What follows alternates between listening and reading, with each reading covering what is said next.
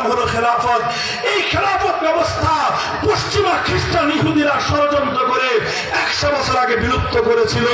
আলহামদুলিল্লাহ, আলহামদুলিল্লাহ, বিগত 4 বছর আগে আল্লাহর রহমতে 6.5 লক্ষ বর্গ কিলোমিটার জুড়ে একটা রাষ্ট্র ইসলাম এবং মুসলমানরা প্রতিষ্ঠা করেছে।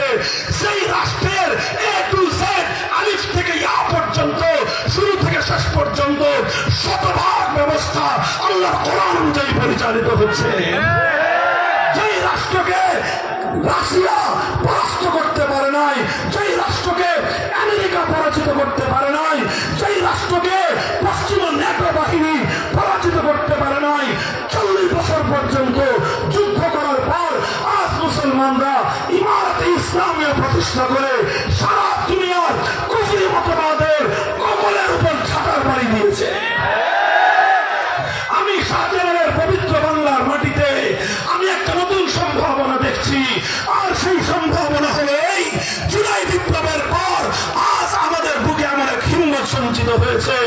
আমরা বিশ্বাস করি এই বাংলাদেশ অনেক ব্যবস্থা দেখেছে, এই বাংলাদেশ অনেক দলের শাসন দেখেছে, এই বাংলাদেশ অনেক তন্ত্র আর মন্ত্র দেখেছে, এই বাংলাদেশ